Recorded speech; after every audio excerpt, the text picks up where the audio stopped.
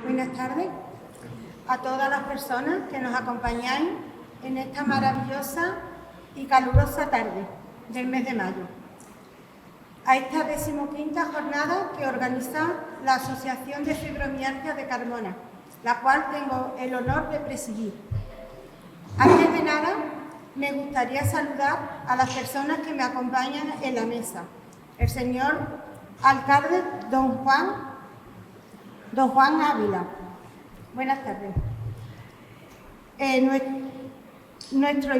También a nuestro invitado de honor y magnífico conferenciante, el doctor don José López Millán, que hoy viene a hablarnos de algo tan interesante y tan habitual como es el dolor crónico en el niño y en el adolescente. Buenas tardes. Saludar también a todos los representantes de las asociaciones que nos acompañan, al personal del centro de salud y a los grupos políticos. Y, cómo no, enviar un saludo a todas las personas que nos ven o escuchan a través de la televisión u otras redes sociales.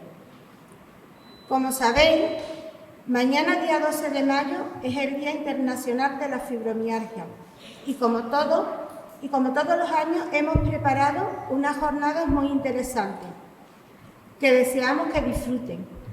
Las actividades previstas siempre las realizamos con esfuerzo, con esmero, con dedicación y con mucho cariño, y agradeciendo la colaboración indispensable e incansable que año tras año nos proporcionan nuestros comerciantes, a los cuales no tengo más remedio que nombrar, ya que sin ellos sería imposible realizar nuestro ya tradicional desayuno saludable. Vamos a ofrecer mañana junto al ambulatorio, al cual, por supuesto, están todos ustedes invitados. Estos comerciantes me refiero a Panadería Montero Nimo, Frutería Hermanos Guijo, Restaurante Emilio, Alimentación y Bebidas Martínez Guillén y Motensión Aceite de Oliva Virgen. Agradecer, como no, la confianza de nuestros socios y socias y, por supuesto, de mi junta directiva que me acompaña y me apoya a lo largo de estos años, que sin ellos esto no sería posible. Y ya sin más preámbulos, le cedo la palabra al señor don Juan Ávila, que será el encargado de presentar a nuestro conferenciante, y desearos que paséis una buena, interesante y fructífera tarde. Gracias por acompañarnos un año más. Juan.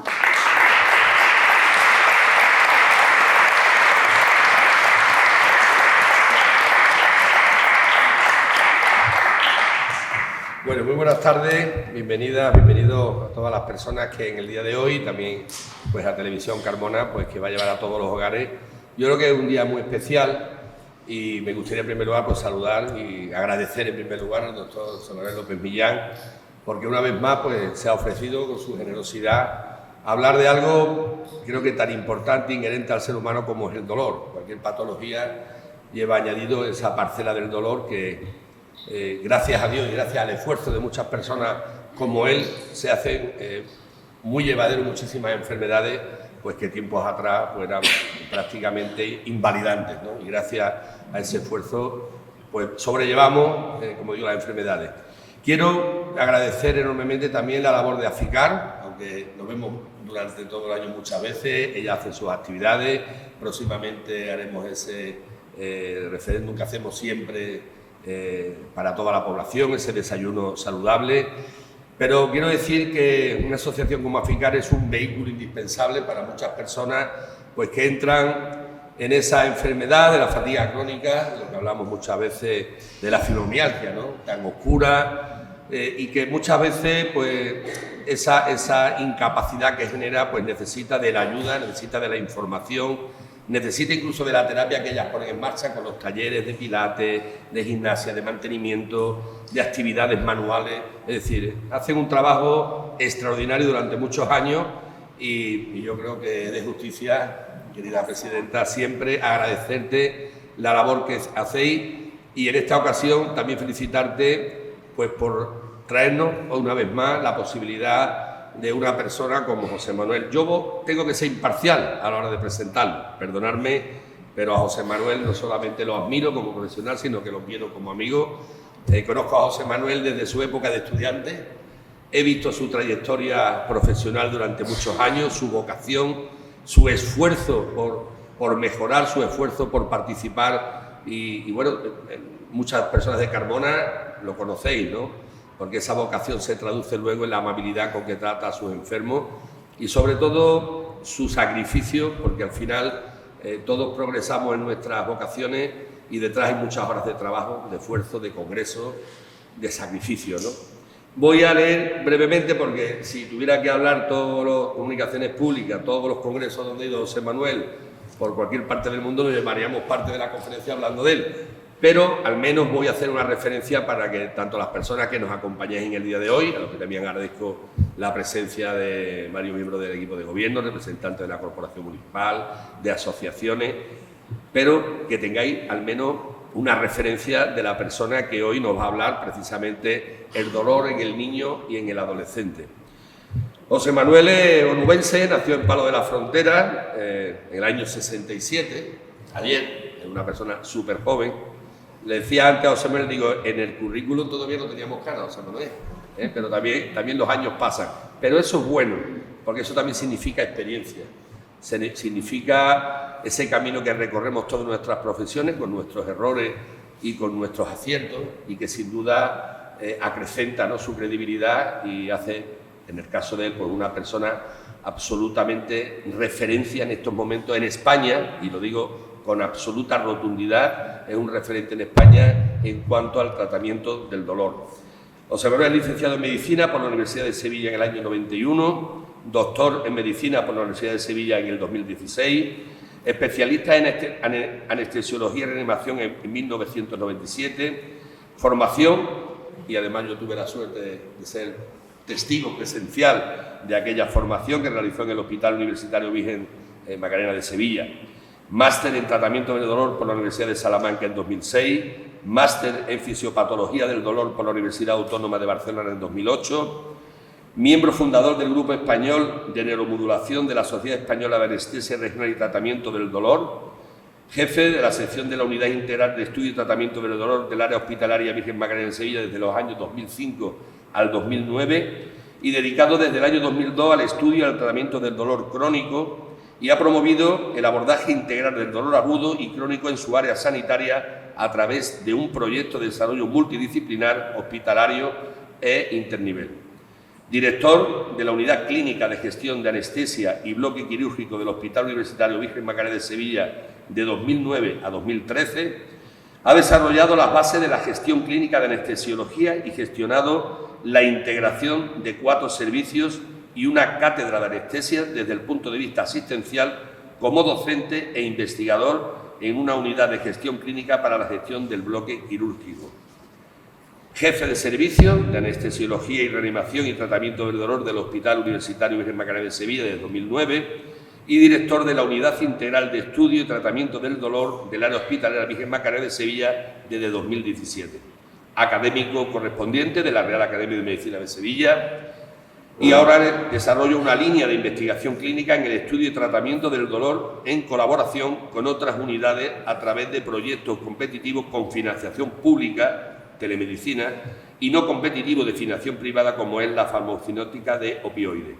Es profesor, en este momento asociado del Departamento de Cirugía de la Universidad de Sevilla, donde imparte la docencia en dolor y anestesia regional en las titulaciones de grado en Medicina, grado en Odontología y máster de investigación médica, clínica y experimental de la Universidad de Sevilla. Desarrolla una línea de investigación e innovación docente dentro de la Red para la Formación e Innovación Docente del Instituto de Ciencias de la Educación y de la Universidad de Sevilla. Es un pequeño informe, ¿no?, bagaje para que se deis cuenta de la enorme trayectoria, de la profesionalidad y de la importancia de su trabajo en los años como doctor en medicina. Para mí, José Manuel es una referencia. Yo creo que en la medicina, con independencia de la formación, con independencia de la especialización y con independencia de la experiencia, siempre hay algo que aporta, que es el ser humano, el ser persona, el ser un enamorado de su profesión, en una complicidad y un sacrificio con sus enfermos, con sus pacientes, más allá de lo que normalmente conocemos como asistencial, ¿no? Es una persona, pues, de los que nos llevamos los problemas a casa, de los que sus pacientes forman parte de su vida diaria, de su preocupación diaria por mejorar la asistencia en cuanto al dolor. El dolor es algo fundamental hoy día en la calidad de vida. Nadie podemos pensar hoy, ¿no?, cuando no solamente las intervenciones quirúrgicas o en los tratamientos de cualquier patología, hoy cualquier dolor de muela, de un dedo, parece que se nos cae el mundo, ¿no? Bueno, pues personas que gracias a ello mitiga esa fatiga, ese dolor y nos hace ser mejores seres humanos para poder afrontar cualquier tipo de enfermedades. Y creo que hubo años donde el tema de la anestesiología, la reanimación o la unidad del dolor era un poco pasivo, ¿no? Cuando hablábamos de cirugía, cuando hablamos de cirugías importantes, parece que en una época no se le dio importancia. Hoy el estudio del dolor, de la anestesiología, de la reanimación es clave, sobre todo para el progreso de la cirugía. Antes era impensable, ¿no?, que una persona pues se llevara 14 horas dormida para una intervención cardiovascular o de cualquier otro tipo, y eso es gracias a los anestesiólogos. Nunca quizá la sociedad ha valorado o dado la importancia al trabajo que han desarrollado desde este ámbito. Gracias a Dios ya tenemos representantes en la Academia de Medicina, como él también representando en la misma, y yo creo que la figura ahora mismo de personas como José Manuel es indispensable a la hora de tener calidad de vida en cualquiera de las patologías en las que nos podamos enfrentar en el día a día. La sociedad debemos estar agradecida a personas como José Manuel. Cuando alguien dedica su vida a que las personas no sufran, a que las personas no tengan dolor, me parece de una calidad humana y de una capacidad de sacrificio importantísimo, y por eso yo, no como amigo, sino también como alcalde y representante de la ciudad de Carmona, quiero darle las gracias a su trayectoria profesional, a su trabajo y sobre todo a su generosidad. Lo han llamado otra vez, estuvo aquí hace tiempo y generosamente viene hoy a Carmona a hablarnos pues del dolor en el niño y el adolescente, y lo va a hacer pues para que toda Carmona podamos aprender y podamos entender el trabajo que se hace en ese sentido. Así que, José Manuel, muchísimas gracias, felicidades de corazón por tu trayectoria profesional, pero sobre todo gracias porque eres una bellísima persona. Jamás se puede ser un gran cirujano o un gran médico o un gran anestesiólogo si detrás no hay una verdadera vocación y si detrás no hay una persona de verdad, como solemos decir aquí en los pueblos, una buena persona. Pues ese es José Manuel, una buena persona y además una eminencia en el tratamiento de dolor. Así que muchísimas gracias, José Manuel, bienvenido a Carmona, que es tu casa, lo sabes, y gracias de corazón que África nuevamente te haya invitado a esta conferencia que estamos pues deseosos de escuchar. Gracias.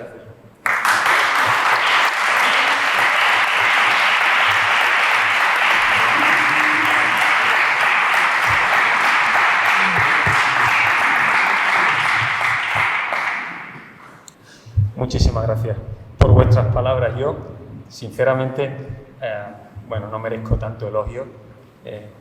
Juan me conoce, yo soy bastante sencillo para estas presentaciones y entiendo que el acto así lo requiere, pero sí estoy de acuerdo sobre todo con lo último que ha dicho Juan, y no obviamente refiriéndome a mí mismo, sino no se puede ser buen profesional si no se es buena persona. Esto el paciente lo percibe rápidamente cuando llega a una consulta y cuando mantiene una relación de las de verdad con un médico de verdad, porque últimamente las relaciones entre médico y paciente son un poco de mentira, son un poco superficiales.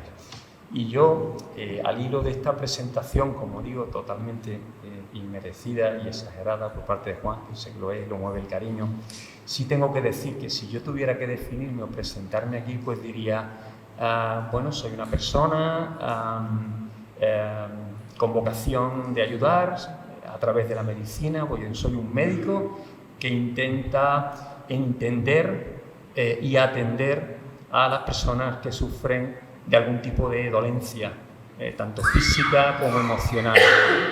Y yo creo que por ahí esto yo no lo descubrí muy pronto, esto lo he descubierto yo muy tarde, pero yo al final he descubierto que a mí lo que me ha movido por todo este itinerario, por toda esta biografía que Juan ha resumido aquí, ha sido eso, probablemente desde pequeño, y todo esto está muy relacionado con la forma en la que uno hace las cosas y con la forma también en la que uno enferma. Se enferma como se es, creo que lo decía Rafael el Gallo, se torea como se es. Pues, para los taurinos y los no taurinos se enferma como uno es y se hace medicina como uno es. Entonces yo lo que voy a traer hoy aquí es un poco pues, como yo soy, y obviamente vamos a hablar sobre dolor, vamos a hablar sobre dolor y sufrimiento en el niño y el adolescente, pero vamos a hablar de una manera un poquito particular, porque entiendo que todos nos aproximamos tanto a la enfermedad como a su curación, nos aproximamos de una forma particular. Y el dolor tiene mucho de esto, mucho de particular. Entonces, bueno, pues yo siempre digo que el paciente es particular y yo soy un médico particular. Y ahí es donde intentamos llevarnos bien para conseguir un buen resultado, que el encuentro sea satisfactorio, sea fructífero, ¿no? No siempre se consigue y esto motiva que haya a veces desencuentros, y esto no es más que un reto, un acicate, un aliciente para futuros encuentros o para futuras búsquedas, porque al final todos estamos en una búsqueda constante. Ustedes en su búsqueda, cada uno en la nuestra. Esto es un poco lo que yo quería deciros a modo de introducción y de presentación, no sobre lo que hago, sino sobre quién yo soy, ¿no? Al final yo he hecho muchas cosas, como ustedes han hecho muchas cosas en su vida, pues yo he hecho estas y ustedes han hecho otras. Al final la vida es la que es y el tiempo es el que tenemos, ¿no? Sin duda ustedes también han sacado partido a sus vidas y por eso pues seguramente gozan de la situación que tienen en estos momentos. Yo voy a hablar de esto y hago esta introducción porque vamos a hablar de un tema que realmente yo me he planteado siempre cómo traigo un tema científico a un foro como este, ¿no? Un foro tan humano, un foro divulgativo, un foro de personas que quieren conocer pues, lo que sucede o lo que sucede a alguien que conocen. Y me planteo siempre hacerlo pues prescindiendo de cuestiones excesivamente técnicas. Hoy en día, yo se lo digo esto mucho a los estudiantes de medicina en las clases, ¿no? El conocimiento ya no está en la universidad. El conocimiento, yo aquí no traigo conocimiento, yo aquí traigo experiencia. El conocimiento no es de nadie, el conocimiento es de todos. Todos crecemos sobre lo que conocen otros, compartimos. Entonces, el conocimiento, y más en la época, en la era de las redes sociales y de Internet, el conocimiento está en las redes. Mis alumnos no vienen a clase a adquirir conocimiento. Si yo pensara eso, probablemente no daría ni una clase, porque todos están en clase con el ordenador abierto, viendo si lo que digo está bien, no está bien, y pueden ampliar muchísimo más de lo que yo les puedo aportar. Pero sí les puedo aportar experiencia, las experiencias de cada uno, las de ustedes, visión, cada uno ve las cosas de una manera, compartida, y intentamos compartir pues no solo la experiencia de éxito, sino también la experiencia de fracaso, porque si de algo aprendemos es del fracaso. Del éxito se aprende muy poco, se disfruta, el fracaso se sufre, pero del fracaso se aprende. Y yo si de algo he aprendido es de mucho caerme y levantarme, ¿no? Sin duda. Y esto un poco es el dolor también, de manera que yo traigo aquí una visión del dolor menos técnica, menos científica, más humanística, más cercana a la condición de ser humano que todos tenemos, porque hay que recordarlo, aunque estemos en la época de las tecnologías, seguimos siendo seres humanos y esto es algo muy importante, que parece algo de perogrullo, pero cuando hablamos de estos temas es muy importante y me parece relevante poner encima de la mesa la condición humana del que padece, del que sufre, ¿vale? Entonces prescindiremos de aspectos técnicos, hablaremos más de un aspecto humanístico, porque creo además que conecta muy bien con el tema que traemos hoy aquí, que yo les voy a presentar, incluso que me gustaría discutir con ustedes al final de la presentación, si les parece. Yo voy a estructurar la sesión una introducción al dolor crónico y agudo, al dolor en general. El dolor agudo y crónico, en medicina tenemos que clasificar cosas, y clasificar nos ayuda a ordenar y a poder encontrar luego lo que buscamos, como en casa con los cajones y todo esto. Pero luego está todo mezclado, el paciente lo trae todo mezclado, no es tan fácil. Y esta clasificación a veces hace que el paciente se convierta en un armario con muchos cajones, donde a veces no encontramos las cosas. El paciente lo trae todo mezclado, y estas clasificaciones son necesarias para referirnos al tema, pero realmente estamos hablando de una única cosa, que es la experiencia que todos tenemos cuando sufrimos de algún tipo de dolor. Voy a hacer una introducción al dolor, sobre todo en el niño y adolescente. Se parece mucho al del adulto, pero con grandes diferencias, porque todos hemos sido niños, pero un niño no es un adulto pequeño, ¿verdad? Todos lo sabemos. Y los que tenéis hijos y nietos, porque no nos acordamos a lo mejor de cómo éramos cuando niños, pero un niño, y esto lo dicen mucho los pediatras, no es un adulto pequeño, tiene sus condiciones, sus características, sus formas de entender el mundo y por tanto de entender al dolor.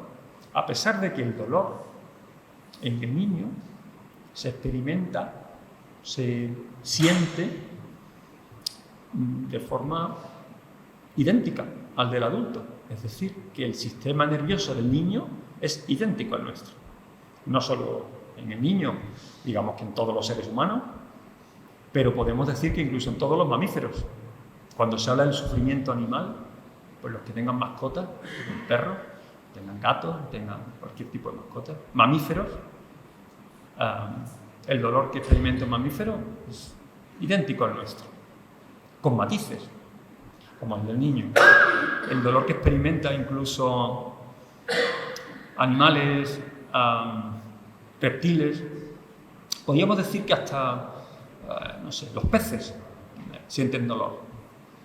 ¿Vale? No de la forma que nosotros, es un dolor distinto, pero sienten dolor. El del mamífero es el más idéntico a nosotros. Y los peces sienten, una gamba puede experimentar dolor y huye ante un estímulo doloroso. Perdona, es que no se oye bien, ¿verdad? No se oye bien al fondo. Acércate un poquito más. Sí, acércate un poquito más. Así, acércate. Y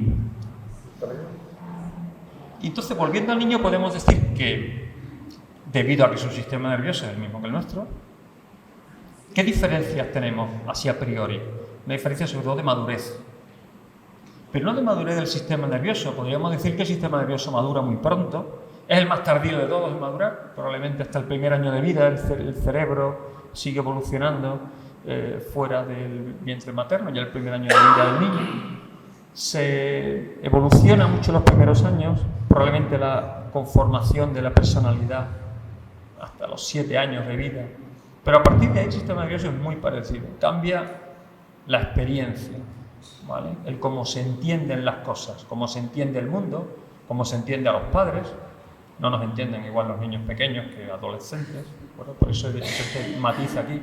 Porque en todo esto hay una cuestión de madurez, de entender, de comprender. Un entendimiento que puede ser consciente, te entiendo lo que me dice, o no consciente. Simplemente entiendo lo que aquí sucede sin ser consciente de que lo estoy entendiendo, lo estoy asimilando. Luego la comprensión tiene un grado consciente que incluso podemos mejorar prestando atención, estudiando. Y luego hay una comprensión no consciente que es como yo me hago cargo de lo que sucede a mi alrededor de una manera muy intuitiva. Y todo esto va orientado a cómo aprendemos las cosas. El dolor también se aprende. Y de esto es de lo que voy a hablar en la primera parte. Luego voy a contaros una pequeña experiencia personal, profesional, pero sobre todo personal, porque qué duda cabe que está todo muy conectado. Igual que ustedes no pueden separar la enfermedad de ustedes mismos, y es su enfermedad. Contaré una pequeña experiencia relacionada con el dolor en el niño, que me llevó unos meses fuera de este país a conocer otra cosa, y les voy a contar qué encontré, qué iba buscando y qué encontré. Y luego voy a contar qué ocurrió a la vuelta. A la vuelta pues me incorporo a mis tareas en la universidad y en el hospital y continúo con mi vida, reemprendo aquí con mi vida, un poco mejor, siempre hay que intentar mejorar sobre lo anterior. Y os voy a contar lo último, un encuentro con una paciente de 10 años. Os cuento el caso, lo voy a resumir, obviamente, un caso interesante que volveré a ver mañana, tengo muchas ganas de verla mañana. Os cuento esto y luego, si ustedes quieren, pues establecemos un turno de preguntas, algunas cuestiones que les interese o que no hayan entendido lo suficiente, bueno, pues podemos debatir, porque me planteaba siempre a la hora de elegir hay que renunciar. Y qué dejo de hablar, qué dejo de decir, qué cuento, qué no cuento, y bueno, he hecho esta elección. Espero que les guste y que consigan encontrar un poco aquí hoy lo que venían buscando, lo que esperan. El dolor en el niño y el adolescente en nuestro país, sin abrumarles con estadísticas ni gráficos, esto es un estudio muy reciente, es una encuesta que se hace justo antes de la pandemia, del profesor Miró, de Jordi Miró, de la Universidad de Tarragona, Rovira i Virgili. Es un experto, psicólogo infantil, muy interesado en dolor, conozco de hace 20 años, y hace unos trabajos muy buenos. Y él se dedicó a preguntar a los profesionales, pues bueno, todos nos hacemos preguntas. ¿Hay dolor pediátrico? ¿Les duele a los niños? ¿No les duele? ¿Más que los adultos? ¿Menos? ¿Qué ocurre, no? Y él vio que hay más dolor del que a priori parece, que esto va en aumento, como en el adulto. Hay más de lo que parece y el dolor va en aumento. No solo agudo, se sigue padeciendo dolor agudo de forma innecesaria, sobre todo cuando vamos a los hospitales, la clásica frase de esto duele un poco, pero bueno, enseguida se te pasa. Aguanta un poco, esto te va a doler. Cuando realmente tenemos remedios para que eso no ocurra, ¿no? Pero bueno, estamos como muy familiarizados con lo agudo, menos con lo crónico. Luego el dolor existe en el niño y el adolescente, existe desde edades muy tempranas de la vida. El niño puede experimentar, y de hecho experimenta dolor intraútero, en el vientre materno, experimenta un dolor y un sufrimiento muchas veces transmitido por la madre, en simpatía con su madre, pero también con eventos que ocurren en el entorno. El niño está muy en contacto con lo que ocurre en el entorno, en el exterior, ¿no?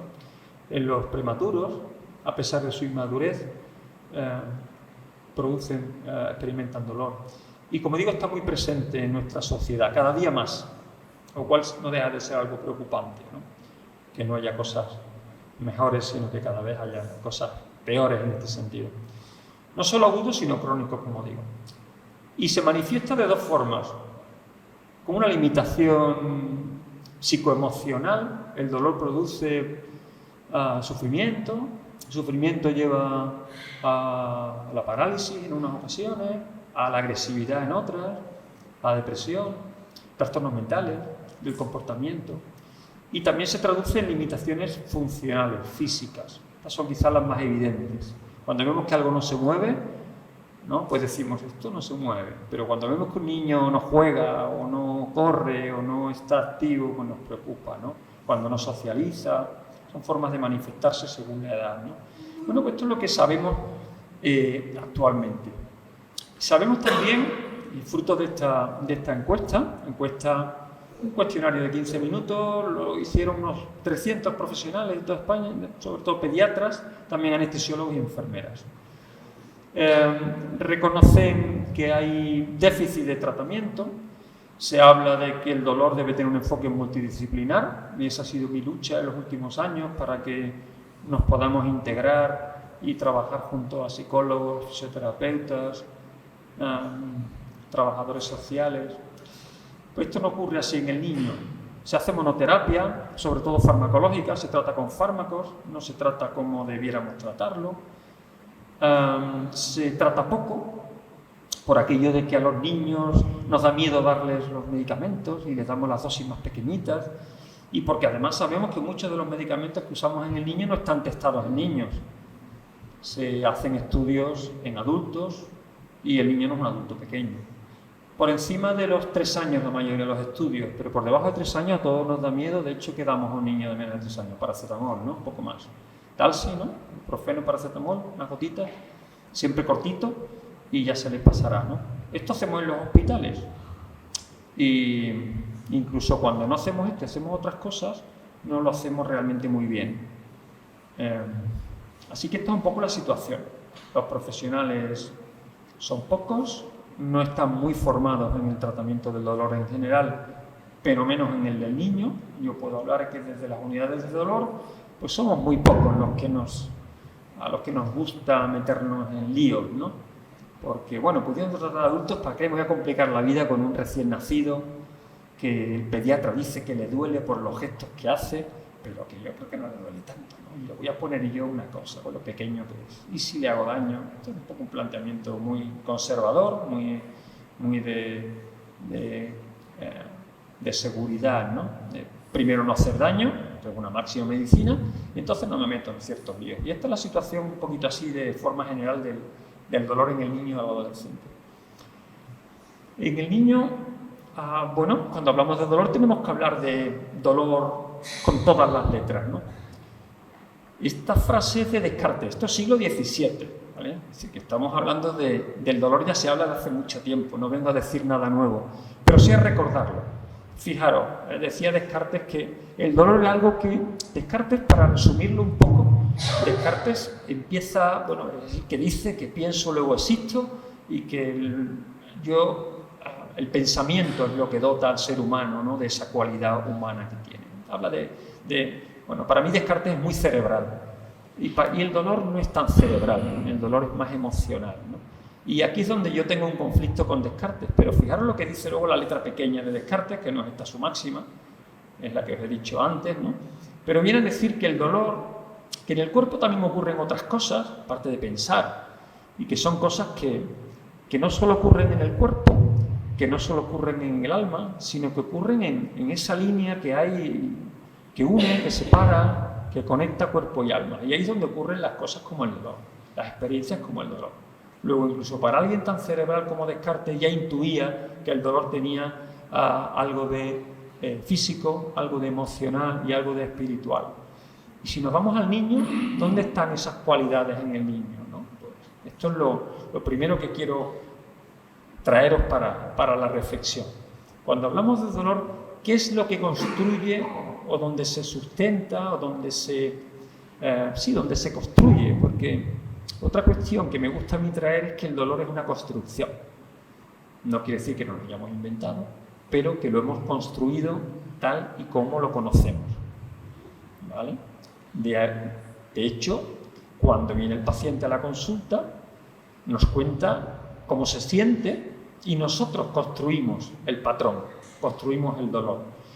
Paciente que a veces no habla porque tiene un problema para hablar, o porque tiene una afasia, o porque tiene un Alzheimer, pero la capacidad para hablar o no quiere decir que sienta más o menos dolor que otra persona.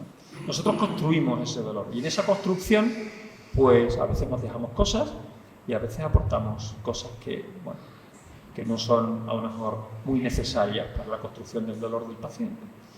Pero en definitiva el paciente nos trae en su dolor siempre representadas algunas de estas dimensiones que traigo aquí.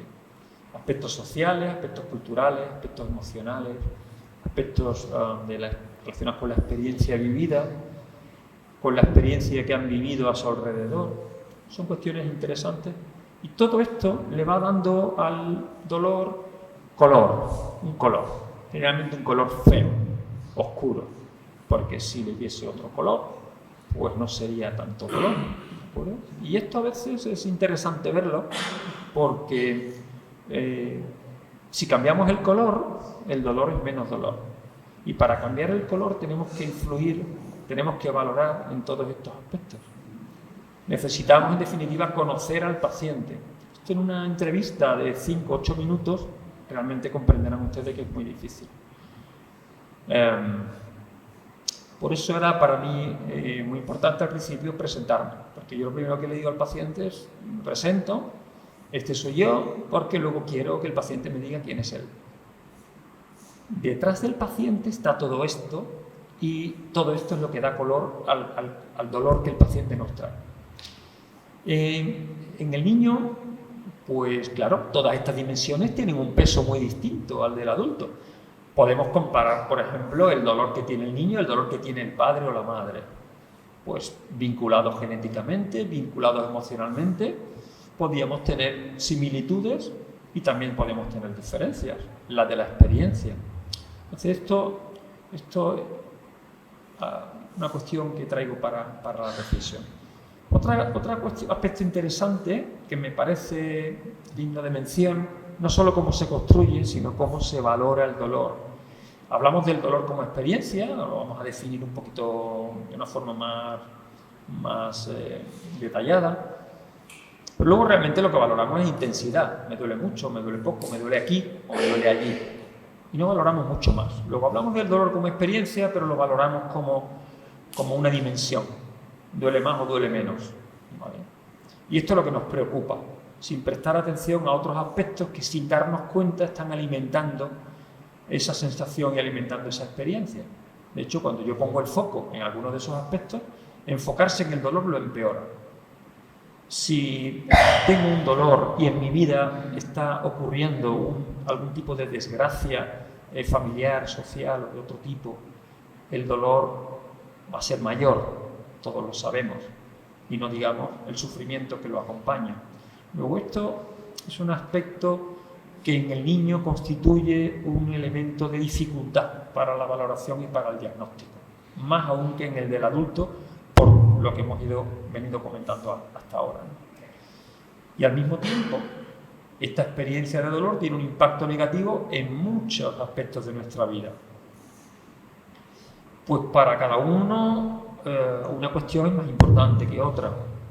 A mí me gustaría, si usted me quitase el dolor, yo podría volver a trabajar, por ejemplo, o yo podría cuidar de mi madre enferma, o a mí me gustaría volver a hacer deporte, o volver a caminar, o ser el que era. Esto es algo que los pacientes nos cuentan mucho. Yo me gustaría volver a ser el que era, porque yo desde que tuve este accidente y este dolor, esta secuela, hace unos años, yo no he vuelto a ser el mismo, desde que me caí del andamio, desde que tuve una enfermedad. Y esto que los pacientes nos dicen con total sinceridad, y se entiende, ¿no?, lo que quieren decir. Esto es imposible, volver a ser el que era. Nadie puede volver a ser el que era.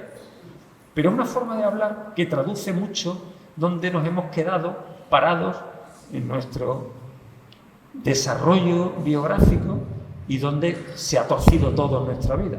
Y lo vinculamos al dolor. Estos anclajes del dolor, que son las consecuencias del dolor, retroalimentan el dolor. Necesitamos soltar esos anclajes para poder seguir avanzando. Con dolor o sin dolor, con más dolor o con menos dolor, la vida es hacia adelante y no hacia atrás. Y esto a veces supone no entender esto de una forma, digamos, con profundidad o con conciencia, supone un obstáculo para la mejoría del paciente. Hagan lo que hagas, pongan lo que pongas. La morfina no me quita el dolor. Pero si la morfina es el medicamento más potente que hay como analgésico, podría dormir a un elefante con un dardo de morfina, pues no me quita el dolor. Esto es así. Esto, los que estáis aquí y las que estáis aquí lo sabéis. De manera que todo esto concurre en una experiencia.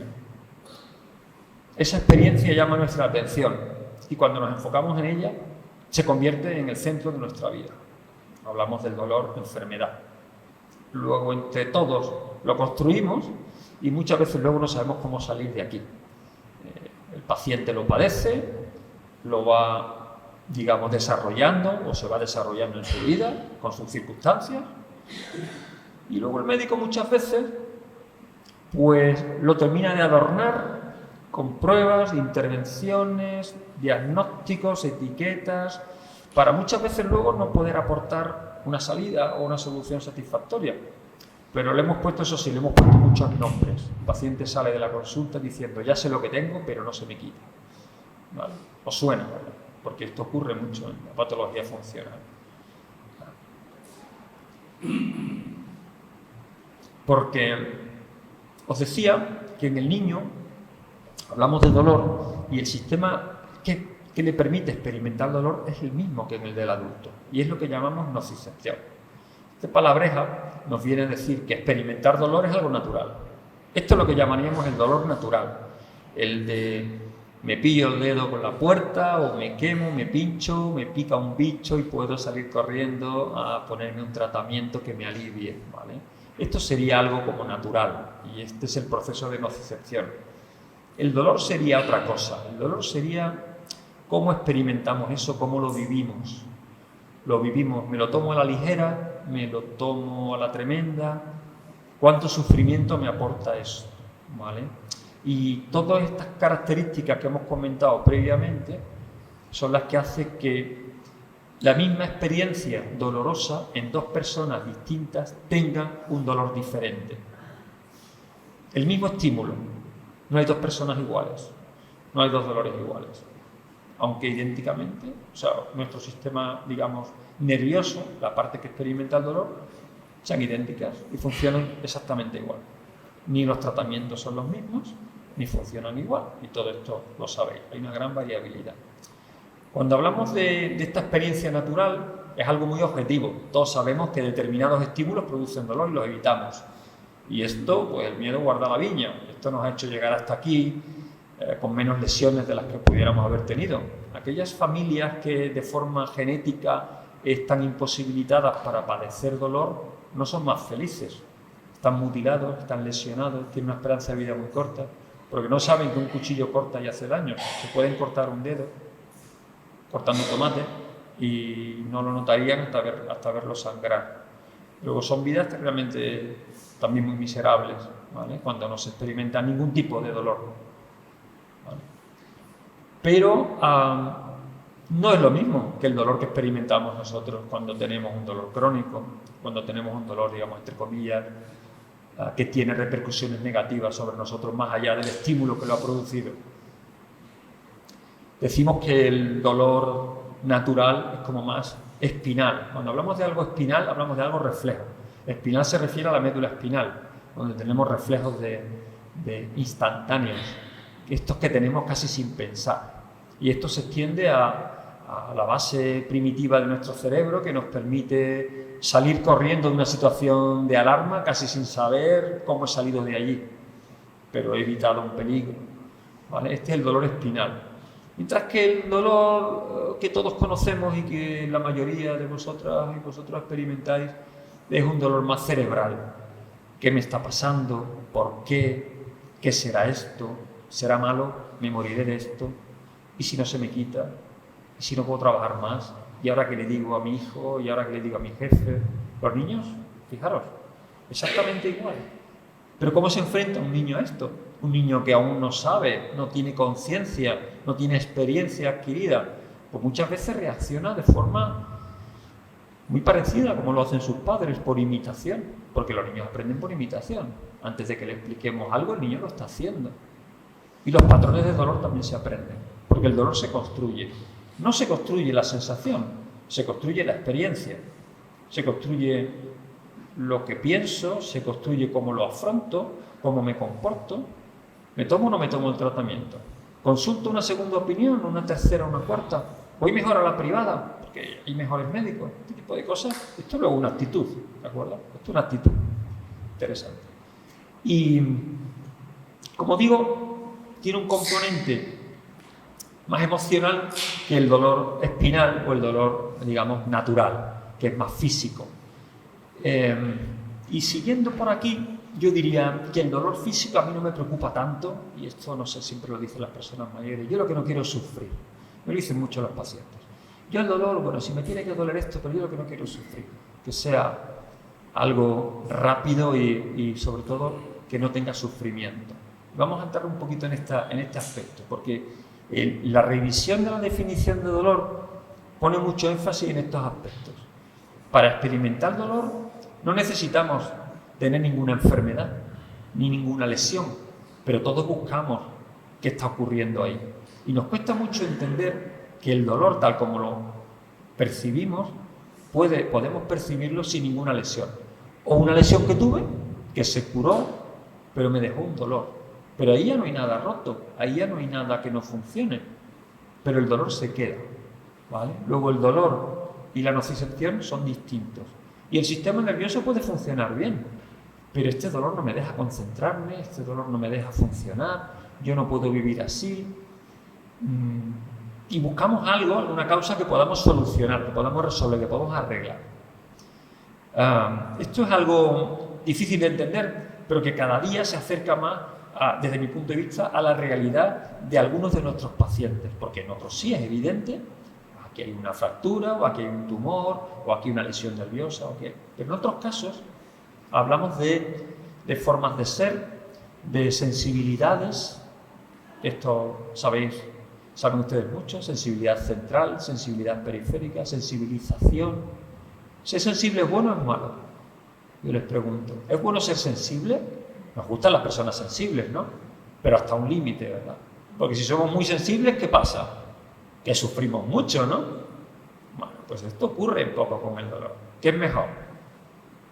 No ser sensible, no sufrir, una vida sin sufrimiento, queremos todos, ¿verdad? Una vida sin sufrimiento no es una vida, ¿vale? Entonces, ¿dónde está el límite? Esto es difícil, porque el límite en cada uno de nosotros es difícil de encontrar. Y esto para mí es lo que añade al dolor siempre un reto, ¿no? De conocer al paciente para ver dónde está su límite y dónde podemos llevar al paciente, dónde podemos mover el límite del paciente. O por qué el paciente o la persona estaba bien y de pronto se ha movido algo en esa vida, en ese paciente, y ese límite se ha movido. Y desde que me pasó aquello, yo no puedo vivir así. Y esto nos lo trae en forma de dolor y de sufrimiento. Es de lo que vamos a hablar un poquito ahora. Sufrimiento no siempre va unido a dolor. Y traigo aquí dos imágenes muy claras de el sádico que inflige dolor y sufrimiento a otra persona y disfruta con ello, y el masoquista que también disfruta con el sufrimiento y el dolor que se autoinflige o que la vida le trae. Es decir, que el dolor no siempre implica sufrimiento. Es más, podemos tener sufrimiento sin dolor. Hay muchas situaciones en la vida que nos generan sufrimiento y no hay dolor asociado. Los pacientes vienen por dolor y se quedan por el sufrimiento. Es generalmente esa cualidad emocional que acompaña al dolor, dentro de muchas, ese color que tiene el dolor, ese color oscuro, casi negro, se lo da el sufrimiento. Cuando mejoramos el sufrimiento, reducimos el sufrimiento del paciente, el dolor también mejora. ¿O no? Aun teniendo dolor, el paciente se encuentra mejor. Y me dice el paciente, a mí me sigue doliendo, pero yo estoy mejor. Mi vida funciona. Yo soy capaz de tener una vida, no como la que tenía, diferente, a veces incluso mejor. Porque el tránsito del paciente hacia la curación o hacia la mejoría lo ha convertido en un superviviente y no en una víctima. Estos son dos roles que son absolutamente distintos, que nos podríamos ir a muchas situaciones. Yo siempre, bueno, de esto hay mucha literatura, a mí me gusta mucho este aspecto porque es un aspecto muy humano. Tengo dos tipos de pacientes y le digo a los pacientes, estamos trabajando para hacerle a usted sobreponerse a la situación que tiene. Si podemos curarlo, lo vamos a curar. Pero hay muchas cosas que sabemos que no tienen cura. No todo tiene cura, ¿verdad? Pero podemos aliviar. Y si no, le podemos consolar. Y si no, podemos ayudar a que usted se adapte y sea más funcional en su día a día, que al final es lo que uno quiere, funcionar en su vida, en su día a día. Hay personas que funcionan mucho y no tienen vida, una vida miserable, y funcionan, y personas que funcionan muy poco a nuestros ojos y tienen vidas plenas. Al final es lo que todos queremos, una vida plena. Tenemos que sacar el sufrimiento a un lado, el dolor a otro, y convertir al paciente en superviviente de su problema, no en víctima de su problema. Es salir reforzado, es haber aprendido algo, es haber sido capaz de ponerse encima del problema y no debajo. Esto parece cuestión de matices, pero todo esto pues es lo que intentamos hacer a través del tratamiento. Claro, ¿qué ocurre con el niño o con el adolescente? Las posibilidades, la capacidad que tiene, podemos decir, físicamente Tenemos muchas capacidades cuando somos jóvenes. Emocionalmente estamos un poco desmanejados, tenemos que aprender a manejarnos. Espiritualmente no sabemos que existe eso cuando somos muy jóvenes. Luego tenemos algunas capacidades y no tenemos otras. Y esas son dificultades con las que nos encontramos cuando valoramos a los niños. Cuando uno se pone a hablar con un niño no puede hablar en estos términos, ¿verdad?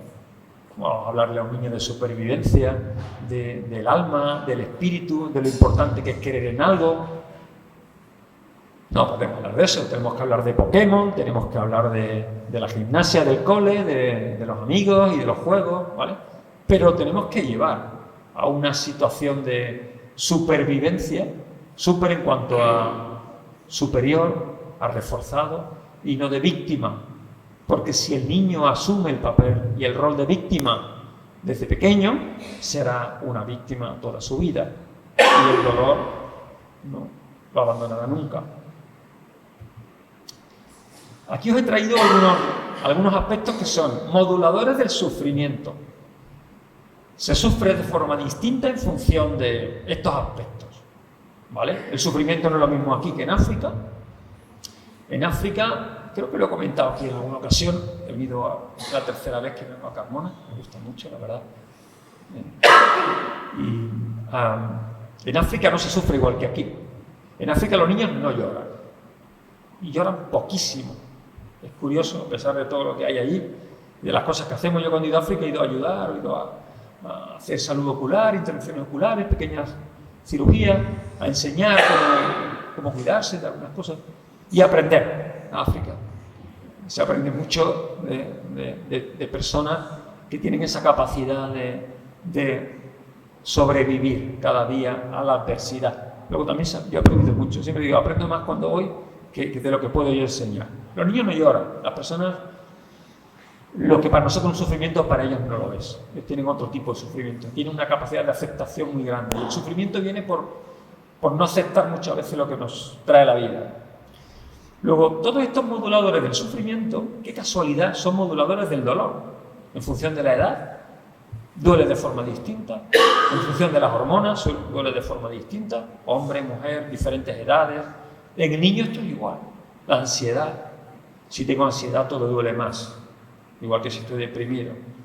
Y a los niños esto les ocurre mucho. Cuando los niños están en un entorno muy neurótico, muy histérico, muy de mucha actividad, de mucha agitación, todo es tremendo, ¿vale? Donde hay tranquilidad, donde hay armonía, donde hay menos intensidad, todo es más llevadero. El niño lo percibe así, lo siente así y lo manifiesta así. Donde se grita, el niño grita, claro. Y donde el dolor se vive gritando, pues al niño cuando le duele, el niño grita. Y cuando uno grita, pues el otro cree que le duele más, aunque no sea así. Es su forma de expresarse. Esto nos pasa mucho en la consulta de los pacientes. Como cuando pues la principal causa de afonía de un niño es la sordera de los padres. Cuando el padre está sordo, el niño grita más y el niño es afónico y te lo traen. El niño está afónico. Si no lo eches cuenta, el niño está todo el día gritando para que el padre le preste atención. Esto ocurre mucho con el dolor. Luego, en función de cómo se atiende, así es la demanda de cuando uno tiene dolor, ¿vale? Luego, todo esto construye la experiencia de dolor y hace que lo experimentemos de forma distinta. Luego ya aquí tenemos dos vías. Una, la del dolor, que es inevitable, todos sabemos y lo experimentamos. Las cosas duelen. El sufrimiento es nuestro.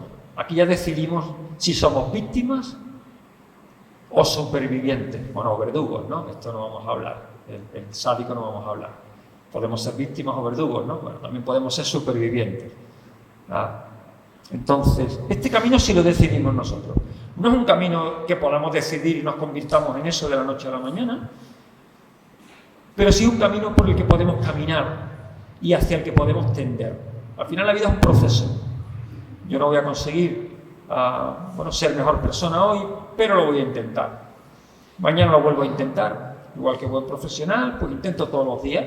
Y después de unos años de intentar caminar en ese camino, pues veo una trayectoria y veo un resultado, que no tiene por qué ser excelente, pero yo lo sigo intentando porque ese es el camino, el proceso por el que yo voy a conseguir sobrevivir, sobreponerme y sobrellevar esto, que si tiene tratamiento se curará y si no lo tiene lo gestionaré. Y me voy a una situación más cotidiana, ¿no? La capacidad que tiene el niño para sobreponerse, por ejemplo, al dolor físico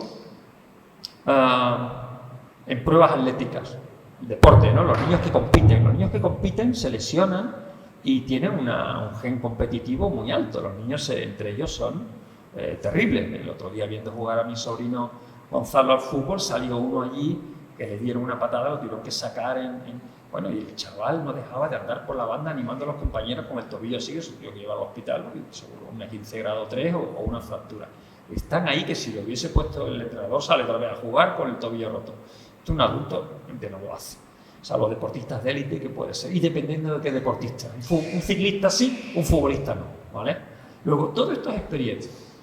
Y digo esto porque podemos elegir. En el niño, el gen competitivo ayuda en cuanto a lo físico. En cambio, el niño se va a paralizar en cuanto a lo emocional. En cuanto el niño ve una cara de disgusto en su madre, el niño se para, ¿vale? En cuanto el niño ve preocupación, el niño se inhibe y se enfoca y se enroca y se bloquea. El niño lo emocional lo lleva peor porque tiene menos elementos, tiene menos herramientas, está en ese proceso de construcción donde actúa por imitación, ¿vale? Entonces, bueno, por traer alguna concreción, con lo cual la posibilidad del niño para elegir estos caminos es más limitada. No podemos infravalorarlos. Yo ya digo que estamos hablando aquí de niños desde recién nacidos, incluso prematuros, como la que os voy a traer ahora. Voy a contar la historia de una prematura que ya tiene 10 años y está en este momento. Pero también hablamos de adolescentes. Bueno, la adolescencia se puede prolongar hasta con 20 años, 25 años todavía hay adolescentes, ¿verdad? Entonces todo esto va muy de acuerdo a esa madurez de la que hablamos, en la que lo emocional puede resultar complejo. Y esa vertiente emocional de dolor se gestiona peor, ¿vale? El miedo, la incertidumbre, la desvalorización, que no voy a ser capaz, la exclusión que supone para un niño quedar fuera de su grupo o de su actividad cotidiana. Esto el niño lo lleva peor. Y son aspectos en los que tenemos que trabajar, no solo con los niños, sino también con los padres, fundamental. Dice una compañera, tengo mucho respeto, una psicóloga, tengo respeto y mucho cariño, y ella dice: cuando quieras que trate a un niño me tienes que mandar a los padres, yo no trato niños, pero si yo tengo un problema con un niño y tú eres psicóloga infantil y nosotros tratamos padres. A partir de cierta edad todavía podemos intentar hacer algo, pero tratamos a los padres. ¿Por qué? Porque el niño mira al padre y mira a la madre, y el niño mira ahí, el foco lo tiene ahí, el foco emocional está ahí, el vínculo está ahí, la dependencia está ahí, la papa está ahí, y el bienestar y el calorcito, todo está ahí. O no está, que a veces no está, pero el niño lo busca ahí, y a veces hay desencuentros y a veces hay encuentros, y el niño con dolor también lo busca ahí, ¿vale? Entonces esto es un poco, por eso quería traer esta encrucijada. En el adulto es distinto, aunque no siempre. El adulto esto no lo ve tan claro. A mí me deja usted, yo lo que quiero es que usted me quite el dolor de hombro. Y bueno, y otra vez al hombro. Y al hombro está operado 4 veces, le han puesto una prótesis invertida de hombro perfectamente, pero el hombro no lo mueve, y el hombro no duele, y no puede dormir, no puede vivir. Y vuelta al hombro, cuando ya el dolor no está en el hombro, el dolor está en otro sitio, que es a donde yo les quiero llevar. Luego todos experimentamos dolor, pero no todos de la misma manera. El dolor es el mismo, pero nosotros no somos los mismos. Ni reaccionamos de igual manera, ni experimentamos lo mismo, ni nos comportamos de la misma forma. Tenemos supervivientes y tenemos víctimas, ¿vale? Esto es importante. Y en el niño, pues podríamos decir lo mismo, pero tiene menos recursos. Depende de nosotros, depende de ellos, pero en este caso depende mucho de los padres.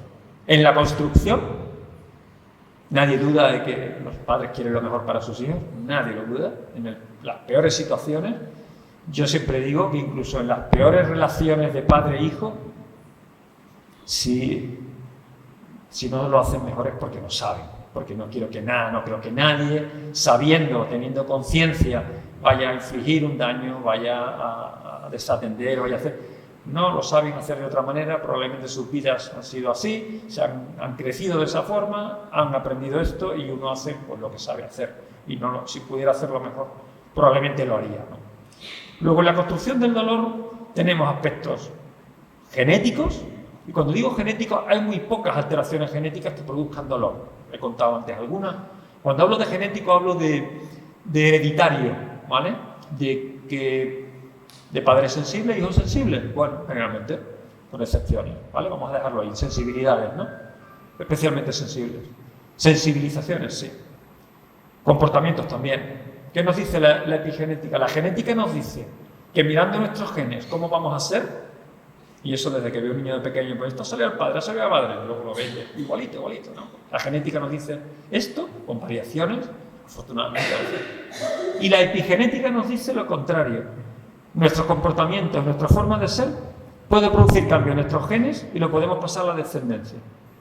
Si yo adopto una conducta a lo largo de mi vida, porque me traslado a un país distinto, o porque tengo una actividad, o porque me ocurre algo en mi vida y cambio mi comportamiento, mi estilo de vida, con el tiempo ese estilo de vida pasará a mis genes y yo podré pasar eso a mi descendencia. Parte de mi descendencia saldrá ya aprendida sobre este estilo de vida mío y crecerá. Dice, hombre, claro, porque ha crecido contigo y lo ve contigo. Incluso si crece y se queda huérfano muy pronto sin mí, desarrollará un patrón de comportamiento y dirá, joder, si no ha compartido vida con su padre, ¿cómo puede tener el comportamiento de su padre cuando el comportamiento de su padre fue un comportamiento aprendido? Esto nos dice que todos los días tenemos oportunidades de mejora. ¿Se puede cambiar? Se puede cambiar. Probablemente en lo básico y lo esencial no, pero en muchas otras cosas se puede cambiar. Y nuestro sistema nervioso nos lo dice, hacia mejor o hacia peor. Luego, hay una oportunidad de adaptación. Y volviendo al tema deportivo, si yo tengo pacientes, y se me vienen a la cabeza los nombres, personas que han sufrido enfermedades, traumas importantes en su vida, han perdido una pierna o las dos. Y yo tengo pacientes paralímpicos y tengo pacientes arruinado la vida completamente, arruinada su pareja, su familia. Unos son ejemplos a seguir y otros son ejemplos a no seguir, incapaces de sobreponerse a lo que les ha ocurrido. Con la misma grado de lesión. Es decir, que esa capacidad de adaptación, de superación, la podemos llevar a donde queramos con la ayuda, obviamente que adecuada, ¿no? Pero esto se ve mucho. Comportamiento, los hábitos, los modelos, decíamos antes, ¿dónde se fija el niño? Los modelos que tiene más cerca. Antes de que se lo expliquemos, ya lo sabe, ya lo ha aprendido, ya lo ha intuido y lo ha desarrollado. Y luego el vínculo emocional. El vínculo emocional es muy importante. El vínculo no tiene por qué ser el que yo entiendo como saludable. A veces son vínculos no saludables, pero hay un vínculo emocional. Hay que ver con lo mal que cuida de sus hijos. Los hijos lo quieren, lo adoran, están vinculados. Existe un vínculo, del tipo que sea. No vamos a entrar aquí porque formaría parte de otra. Pero ese vínculo, igual que nos puede llevar a enfermar, también nos puede ayudar a sacar adelante al niño en su problema. No me voy a extender mucho más en esto, pero sí os traigo aquí la enorme confluencia que hay entre la enfermedad mental y el dolor. 60-70% de pacientes con dolor crónico tienen depresión, rasgo depresivo o distimia, y más de un 70% de los pacientes con depresión desarrollan algún tipo de dolor agudo crónico, sobre todo crónico, ¿vale? Con la ansiedad ocurre menos. Estos patrones también son patrones de comportamiento y son enfermedades crónicas, las enfermedades mentales, que cuando se viven desde dentro, en el seno de la familia, también condicionan el desarrollo emocional del niño, su forma de afrontar la vida, desde la patología que padecen sus padres y desde cómo desarrollan esa patología, si desde la superación o desde la victimización, desde la normalización o desde la medicalización. Esto es un concepto en el que entraremos cuando hablemos de tratamiento. ¿Cómo manifiesta un niño el dolor? No como lo estoy yo manifestando ahora, ni como ustedes lo manifiestan cuando vienen a consulta, pues de diferentes maneras. Tenemos que intuir. En el niño el dolor se intuye. Y esto es una dificultad. Yo creo que le duele la tripita. Esto va a ser cólico, ¿verdad? Del lactante. Será cosero, ¿vale? Por el gesto. Y lo lleva a la consulta. Los primerizos consultan más, ¿verdad? El que ya tiene 5 hijos lleva menos el niño al médico, ¿a que sí? Mismo dolor, misma queja, consulta menos. ¿Hay menos dolor? No, pero es menos dolor, ¿verdad? Porque el padre cree que es menos dolor, la madre cree que es menos dolor, lo coge, lo abraza, bueno, parece que se le ha pasado y está mejor. Hay una cierta tranquilidad. Es el mismo dolor. Los pacientes consultan y el médico lo ve, y el pediatra que está allí en la puerta de urgencia lo ve, pero no es lo mismo. Ya los padres hacen un filtro y ya te llevan al niño cuando ya tiene más experiencia, te lo llevan cuando realmente aquí ya hay algo serio y uno lo ve, ¿vale? Luego esta otra dificultad que tiene el dolor en el niño y el adolescente y el tratamiento del dolor por poderes. El padre le da algo al niño o la madre, los padres tratan el dolor si creen que dale esto, se le quitará. A veces, cuidado, ¿no? Bueno, pues esto también es el dolor. Tenemos que tenerlo en cuenta. Cuando atendemos el dolor tenemos mucho interés en esto. No ya en si me alivio o no me alivio, sino qué tengo y por qué. Y entonces nos enfocamos. No sé por qué, pero a mí esto me preocupa. Y entonces empezamos una rumiación y a poner el foco en algo, y es como el que tiene una mancha y está todo el día tocándose, pues al final tendrá una mancha de tocarse mucho, ¿vale?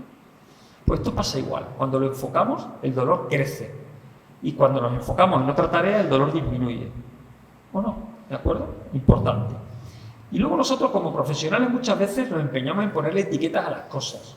Llevamos al paciente a quirófano a hacer biopsias, a hacer pruebas, lo operamos, le damos 1000 vueltas por ponerle un nombre a algo que muchas veces es poco relevante, porque el paciente ha mejorado, está mejor.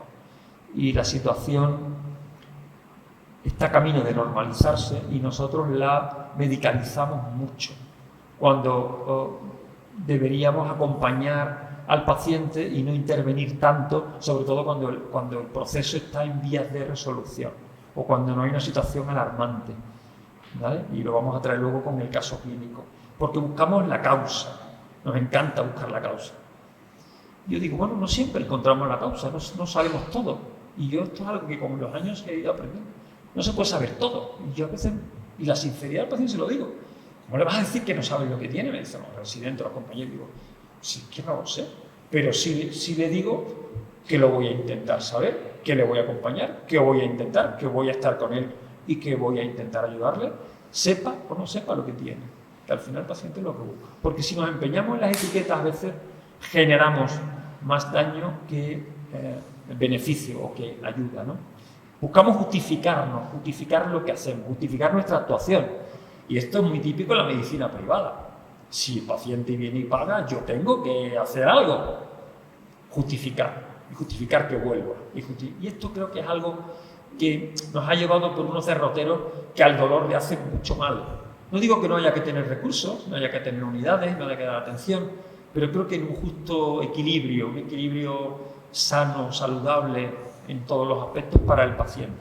Y no hablemos ya de la hospitalización, de las semanas y de las pruebas. Estar en un hospital no es bueno. Es bueno, ¿no? Pues me voy al hospital a curarme, no. Estar en un hospital no es bueno, es necesario, pero no es bueno. Ni es bueno ir a un hospital, ni siquiera de visita, ¿vale? Salvo por lo que pueda aportar de vida al paciente, ¿no? De ver a sus seres queridos un ratito. Pero no es bueno ir a un hospital, no es bueno estar ingresado. Cada día de ingreso se multiplica el riesgo de complicaciones, de que le pongan una medicación errónea, de que se equivoquen con algo. En los hospitales se muere la gente por errores médicos. En los Estados Unidos eso está todo calibrado, es tremendo la estadística, no me voy a parar aquí. Pero no es bueno estar en un hospital, con lo cual hay que lo justo y necesario, y para cosas útiles. Eso de ingresar a un paciente y luego ir a verlo en 3 días, ¿eso para qué? Cuando el paciente lo que necesita es verte y tú ver al paciente. Si no, ¿para qué? Para una prueba que se puede hacer en casa, ambulatorio. Entonces, todo esto genera dolor y genera sufrimiento. En cuanto al tratamiento, ¿cómo se trata el dolor en el niño? Bueno, pues fijaros, a ver, cosas que podemos hacer. Acompañar, sostener, cuidar. Esto no es solo el médico, aquí estamos hablando de los padres, ¿vale? Este es el entorno, la familia. Esto es importante. Prestar atención, la justa, pero estar, acompañar. no desde lejos. El niño está solo, el niño está con quien le toca, el niño no está porque yo tengo que trabajar, no tiene que trabajar, bla, bla, bla. Pero esto es importante para un tratamiento del dolor, sobre todo cuando sabemos que en el niño esta parte emocional está muy vinculada y no tiene como muchos recursos solos para hacer frente a lo que le sucede. Socializar, mantener, normalizarlo, esa actividad social, no recluirlo, no apartarlo, no aislarlo, importante, no sobreproteger. Proteger no es cuidar, ¿vale? Proteger no es cuidar. Yo digo, cada uno se protege solo. Hombre, evidentemente, a un niño pues hay que darle un techo, darle calor, darle comida, darle cariño. Durante muy poco tiempo necesita mucho cuidado de otro tipo. Este es el que necesita, pero luego el niño por lo demás se lo suele buscar de forma intuitiva. Nos preocupamos mucho por esto, por dar cosas estructurales, materiales, ¿no? Porque creemos que para nosotros es importante una casa, coche y tal.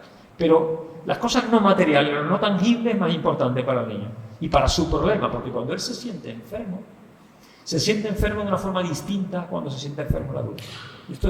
Esto es muy interesante. No le tenemos que dar lo que a nosotros nos gustaría que nos diera. Eso se lo dice uno a su mujer, o su mujer a su marido. Pero el niño necesita otra cosa, ¿vale? Es importante saber qué puede necesitar. No enfocarse, distraer, no enfocarse en el dolor, no regodearse o engolarse en la dolencia, quitarle hierro, ¿vale? Animarlo, elogiarlo en sus logros, lo que hace bien, en su actividad rutinaria, no abandonarla, y bueno, y consultar si vemos que la cosa va a mayores, ¿no? Lo que decíamos, esto de cuando ya se tienen 5, pues se consulta mucho más adecuadamente que cuando se tiene el primero. Importante, ¿qué hacemos nosotros? ¿Vale? Este es el apartado tratamiento familiar, tratamiento cuando ya se consulta, pues informar.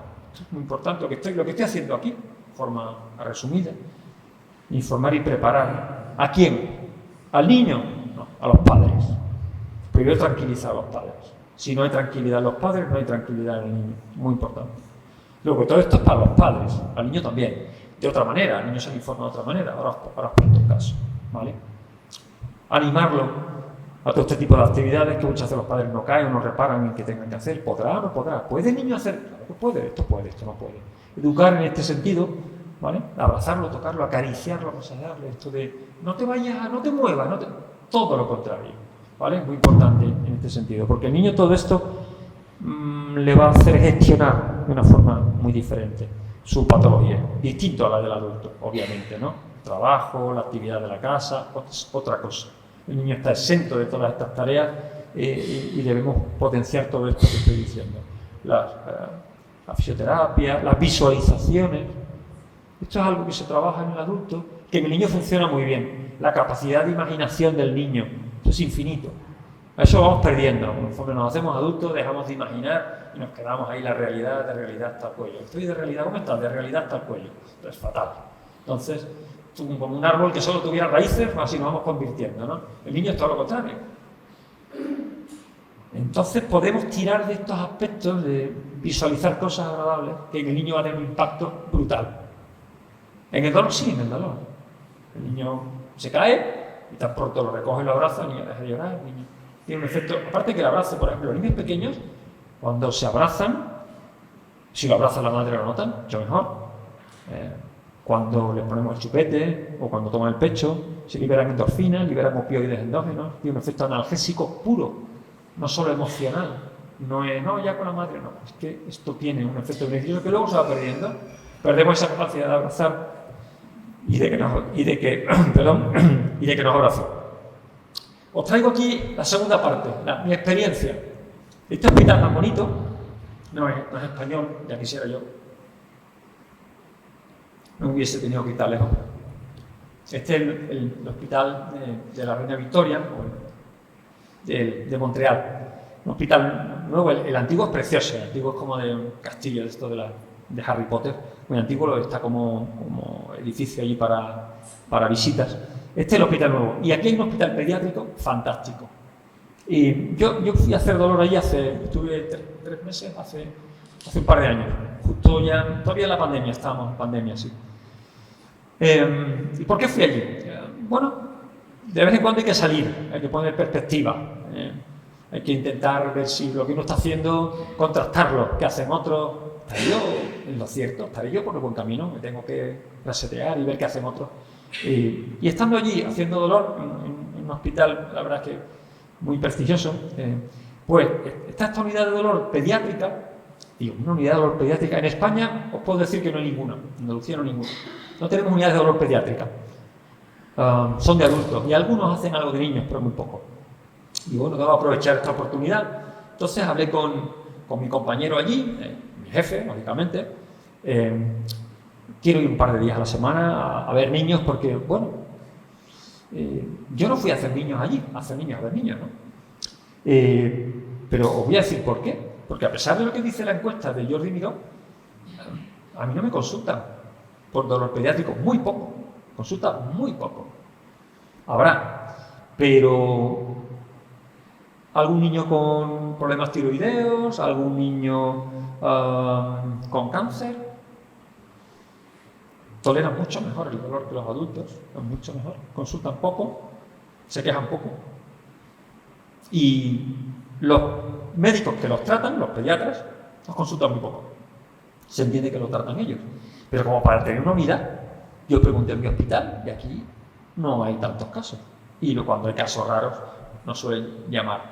Y digo, un hospital dedicado a esto. Y me fui para allá. Empecé a trabajar allí. Doctor Ingelmo, un experto, persona encantadora, y tiene un equipo allí montado. Psicólogos, pedagogos, trabajadores sociales, obviamente pediatras.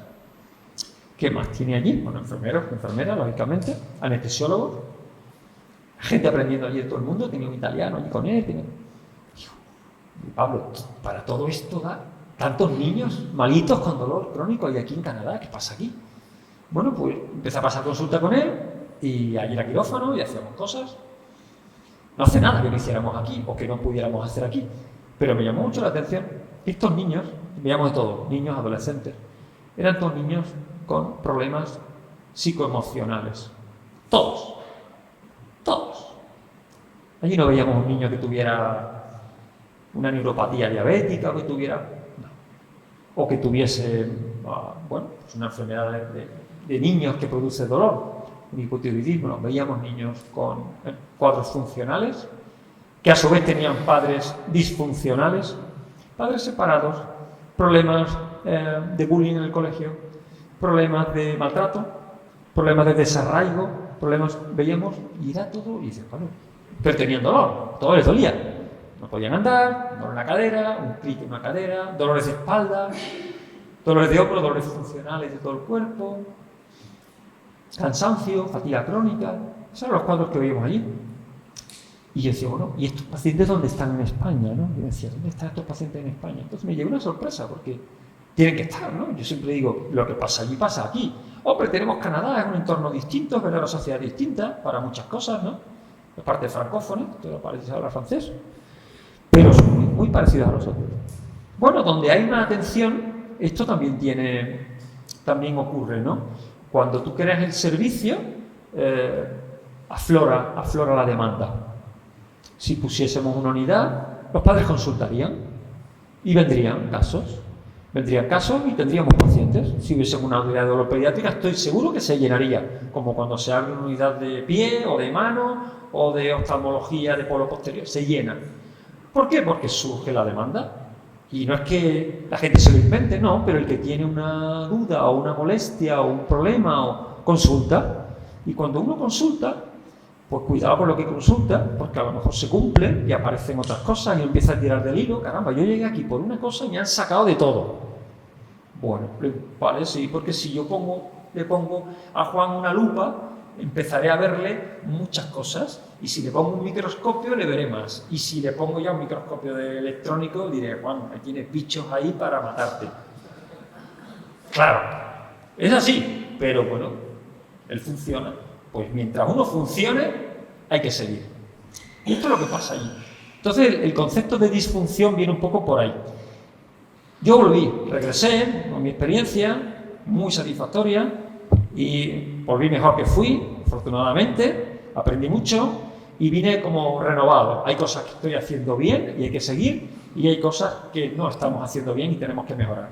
Hablé con mi gente, con mis compañeros, tenemos que darle esto otro enfoque. Y en parte es el enfoque que me estoy trayendo. Un enfoque más humano, menos rígido, menos de etiquetas, sobre todo menos de poner etiquetas que luego no sabemos qué hacer con ellas y guiamos a pacientes etiquetados por la calle con una ristra de cosas. ¿Y tú cómo estás? Uy, yo estoy fatal, tengo todo esto. ¿Y qué? Pues nada, porque tengo todo esto y de eso es lo que hablamos. No hablamos de otras cosas que también tenemos y que funcionan. Les traigo un caso, no se llama Marina porque he querido ocultar su identidad, pero tiene un nombre también así muy bonito. Y como digo, mañana voy a revisar, mañana voy a ver. Marina tiene 10 años. La segunda de 3 hermanitas, pesa unos 35 kilos, se ha quedado un poquito más escurrida desde que está malita. Ella dice que está malita, lleva 2 meses que no puede ni andar. Un dolor. Marina pues ha tenido algunos ingresos, tuvo lactancia materna, su madre fue muy prematura, 2,3 kilos es muy poco para una niña. Y a pesar de eso, no tiene secuelas. Un prematuro, como yo digo, de éxito. Su madre tuvo una preeclampsia y hubo que hacer una cesárea muy pronto. A pesar de eso, se dejó el hospital pronto, reingresó con una tosferina. La tosferina, pero tiene secuelas, no. Y no, una niña normal. Un estreñimiento crónico, muy crónico. Heces duras, pero bueno. Probablemente fruto de su inmadurez del aparato digestivo que no ha terminado de madurar fuera. El cerebro sí lo ha hecho, una niña muy espabilada, muy lista. Va muy bien en el colegio, sus amiguitas. Come bien, no le gustan las verduras, como a la mayoría de los niños. Hace mucho deporte, juega voleibol. Y tiene un perrito. Bueno, pues hasta ahí todo normal. El caso. En marzo empieza con un dolor de rodilla, el día anterior había estado jugando a voleibol, y me duele la rodilla, y desde me duele la rodilla hasta que yo la veo hace 2 semanas, 10 días, la niña no puede andar.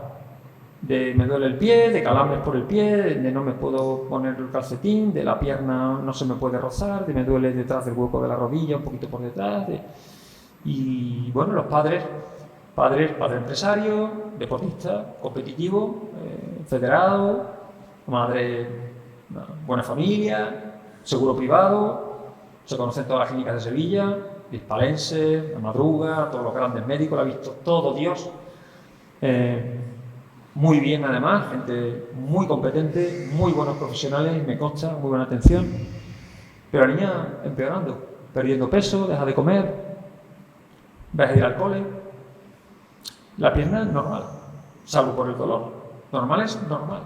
No se le puede tocar, no se puede explorar. Pierna en flexión, sin poder apoyar el pie, va cada vez moviendo menos, no puede mover los dedos, no puedo. No me puedo tocar. Y en cama. Ha visto toda pediatría y ya luego de Virgen del Rocío, de Quirón, de Hispalense, de neurólogos, neurofisiólogos, todas las pruebas habidas y por haber, porque además eso sí, te hacen de todo. Y termina luego de Virgen del Rocío, le dan el alta y como hay que consultar, ya termina en el Macarena. O el Macarena, que no hemos ido allí, que el pediatra, con alguien que conoce a alguien, lo típico en estos casos. Y allí ingresan pruebas analíticas, ecografía, TAC, todo normal, laboratorio normal. Sí empieza a tener trastorno del sueño y luego se normaliza un poco, no duerme mal, se despierta, el dolor la despierta alguna vez, 2 o 3 veces en la noche, se vuelve a dormir. Sigue empeorando, tratamientos, bueno, de todo. Ahora comentaré algo más. La ve un médico, le hace una prueba, parece que veo aquí, podría tener una neuropatía del nervio que pasa por ahí, que bueno, no se confirmó, ni por prueba ni por clínica, al menos a mí no me lo parece. Me consultan a mí hace como 10 días. No voy a contaros, no os traigo el caso por ver que, sino por recoger todo lo que hemos comentado hasta ahora y que lo veáis en un caso que es muy parecido a lo que yo veía en Canadá. Mira, por donde he tenido la oportunidad de verlo aquí y de aplicar lo aprendido. La niña francamente se la ve como enferma, ¿no? Y hay una patología nerviosa que el roce, insoportable, ¿no? Y se enfoca por ahí. Pero no se confirma por ningún lado. Y los tratamientos no solo no le ayudan, sino que le sientan con un tiro, lo que os comentaba al principio, lo que pasa con los niños. Son tratamientos de adultos, antidepresivos, antiepilépticos, todo esto.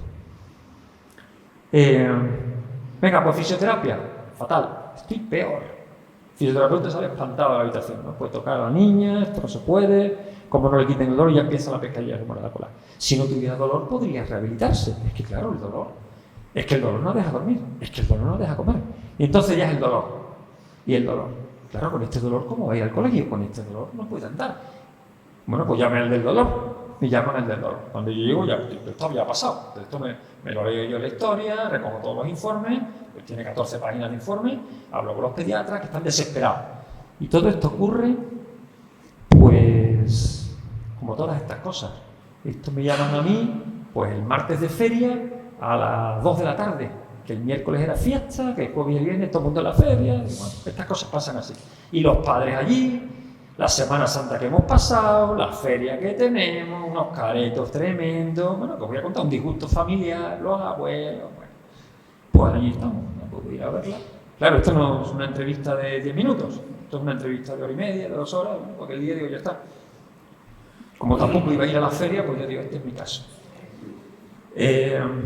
Y esto es lo que me encuentro, efectivamente, todo lo que decía la niña, todo lo que decía la historia, yo lo compruebo allí. Salvo por los diagnósticos. A mí esto no me entraba en ningún diagnóstico. Y si no me entra en ningún diagnóstico, yo no le voy a poner una etiqueta que yo creo que no tiene. O que una etiqueta de algo que luego yo no voy a saber qué hacer con la etiqueta. Porque etiquetar a un niño de 10 años es para toda la vida. Esto está en su historial médico. Esto luego va a estar en esa vivencia, esa experiencia. No es como operarse de apendicitis. ¿No? Me operé, yo tengo mi cicatriz, me la miro, me acuerdo, ya está, poco más. Esto es otra cosa, ¿vale? Sobre todo porque de aquí se puede salir de dos maneras, como víctima o como superviviente. Y esto era mi mantra, ¿no? A ver cómo sacamos de aquí a esta niña y a ver cómo sacamos de aquí a estos padres, porque lo primero es ver a los padres. Y viendo a los padres ya sabe uno, hombre, porque de tal palo tal astilla, pues viendo a los padres ya sé más o menos cómo será el hijo. Y viendo al hijo, pues también puedo saber qué tengo que hacer con los padres. Y esto fue un poco lo de allí. Con un niño además no te puedes quedar solo. Tienes que... Bueno, yo prefiero que estén los padres. Pero claro, la entrevista con los padres y el niño delante no es lo mismo. Bueno, estaría bien quedarte con un profesional sanitario, auxiliar, enfermera, pediatra, y que los padres se salgan. Pero, ¿qué pensaríais vosotros si yo os digo, salte que me voy a quedar? Que... No os gustaría, ¿no? ¿Me puedo quedar? ¿Y por qué no me puedo quedar? ¿No? ¿Y qué le va a preguntar que no pueda yo saber o por qué no me puedo yo quedar? Bueno, más prudente puedo decir, bueno, hombre, vale, sí me salgo, pero mira, ay, ¿qué estará pasando, no? Bueno, pues yo prefiero que se queden, pero soy consciente de que delante de los padres las cosas van de una manera que cuando no están los padres. Pero yo utilizo el vínculo, porque existe el vínculo. Entonces, lejos de romper el vínculo, dejemos el vínculo, veamos cómo se comporta el vínculo, cómo se comporta el niño, cómo se comportan los padres. Yo hago una pregunta y miro a los dos, a ver qué piensan, qué está preguntando y para qué. Exploro al niño, ¿cómo lo toco? ¿Cómo no lo toco? ¿Se deja tocar? Se dejó tocar. Otros antecedentes. Bueno, la niña tenía más cosas, ¿eh? Después de preguntar, unos tics, bueno, el niño un tic, 7 años puede ser. Es la de medio de 2, prematura. Bueno, también esto hay que tenerlo en cuenta. A mí eso me llama la atención también. Algunos ingresos, muchas lesiones deportivas. La niña había tenido mucho, el padre deportista también. Una familia muy deportista. Pero todo lo demás, normal. Le bastó pedir, tenía una TAC pedida. Digo, yo no se la haría, pero bueno, ya que está, hombre, ya que está. Son 100 radiografías. Una TAC son 100 radiografías, ¿eh? En radiación a un niño, ¿eh? De 10 años. Bueno, yo no se la haría, ¿eh? Yo si fuera mi hija no se la haría, pero como no tengo hijos, no puedo decir eso. Entonces yo me callo. Bueno, pues ya que la tiene pedida, ¿usted quiere que se le haga? ¿Se queda usted tranquilo? Por su tranquilidad, le vamos a hacer la niña el TAC. Muy bien, se le hizo. Normal, ¿vale? Ya os lo adelanto, todo normal. Bueno, diagnósticos. Dolor regional complejo, un cuadro raro, se ve por inmovilidad. Es que la niña, como ha tenido un dolor después del deporte, dejó la pierna quieta y por la pierna quieta, esto se puede ver. La inmovilidad, hicimos un estudio con estudiantes de medicina, con voluntarios, le poníamos un yeso, lo de quitarse el yeso pronto por esta enfermedad. Eso de, hay que quitar el yeso cuanto antes. Yo tuve un dedo roto, destrozado, y no me quise operar porque sé lo que es la cirugía y digo, si puedo no me opero. Un traumatólogo que me dijo, si no te operas, eso queda mejor. Me puse un yeso. 4 semanas. A las 2 semanas ya estaba yo con mi férula moviendo el dedo porque, digo, hay que mover. Bueno, y aquello es rehabilitado. Pues produce esto, pero se produce prolongadamente. en un niño que no está inmovilizado con una férula, pero ha tenido un yeso puesto, que aunque lo inmovilice por dolor, tiene movilidad, no de la rodilla, pero sí de los dedos del pie. Esto es difícil, pero bueno, podía ser. No se confirmó, ni los tratamientos, ni el diagnóstico, ni nada. Y luego hay aquí un síndrome, que estaba el pediatra estudiándoselo allí, se llama síndrome de dolor, lo leo porque las siglas en inglés no son así, no el AMS, pero síndrome de dolor amplificado osteomuscular no inflamatorio. Fijaros que para la abeja, ¿no? Bueno, un síndrome, conjunto de síntomas, me duele aquí, tengo la piel tal, tengo conjunto de síntomas, de dolor, algo que duele, amplificado, como que duele mucho, osteomuscular porque duele el hueso y el músculo, no inflamatorio, porque no se ve el signo de inflamación ni ha habido traumatismo ni golpe. Esto y nada es como decir lo que ya estoy viendo, ¿no? Bueno, pues ya está. Pues esto es un síndrome de cuando ocurre algo parecido a esto, se etiqueta de esto. Bueno, ¿y ahora qué hacemos con esto? Y yo decía, pero bueno, sí, muy bien, esto es esto. Yo hablo de cuadros disfuncionales. A mí me gusta esto de disfuncional porque es como cuando uno funciona, y cuando uno no está bien, pues estoy como que no funciona muy bien hoy, ¿no? Y dentro de ese disfuncional, pues hay estados. Pues yo hoy no estoy para nada, ¿vale? Y hay enfermedades que te llevan a eso. Aunque no sepamos que haya nada roto, aunque no sepamos que haya nada que podamos hacer, más que intentar normalizar la situación, de alguna manera, que ahora vamos a ver. Bueno, pues estaba estudiándose eso, va a tener esto. Digo, no es que va a tener, es que ya lo tiene, pero que esto no te dice nada. ¿Qué vas a decir a los padres? ¿Que tiene esto? Pues sí, pues voy a decir al padre que tiene esto y a ver tú qué opinas. Bueno, pues yo voy a verlo y efectivamente tiene eso. Bueno, pues la niña se dejó explorar. La niña no podía andar, pero es curioso, no podía apoyar el pie en el suelo, pero la pone en la silla de ruedas, la niña en silla de ruedas, y pone el pie en los dos apoyapiés que tiene la silla, que se bajan así para poder bajarse, pues ahí se apoya el pie. El pie, el suelo no apoya, en esto sí, ahí va puestecita, pues lo podía llevar en alto, o no sé. Ya hablando con ella, pues algunas zonas se deja tocar, otras zonas no. Vamos a ver esto, vamos a ver lo otro. Total, que allí tenía todo aquello lleno de recortables, los padres, la habitación toda mimona, bonito. Bueno, tenía una vía periférica, le habían puesto medicación. Quitamos la vía, la exploramos, hicimos la tarea, lamentablemente, no teníamos que haberla hecho, desde mi punto de vista, porque era reforzar la búsqueda hacia lo que no íbamos a encontrar. Y se fue prácticamente sin tratamiento a casa. Aquel mismo día se fue sin tratamiento a casa. ¿Qué es el síndrome amplificado osteomuscular no inflamatorio? La fibromialgia juvenil, la fibromialgia de los niños, ¿vale? ¿Es así? Es como un cuadro de dolor, en este caso más localizado, pero también generalizado. No tiene por qué ir asociado a fatiga crónica, pero a veces sí, que se manifiesta de esta manera, porque no puede manifestarse de otra, porque en el niño está la dificultad que tienen este tipo de dolores, ¿no? ¿Y qué decimos cuando hablamos de esto? Pues que no tiene un tratamiento claro, que no se puede demostrar en analíticas ni en pruebas, pero que el paciente se encuentra fatal, incapaz de continuar con su vida, que no es el mismo de antes, que su enfermedad le impide conectar con su entorno.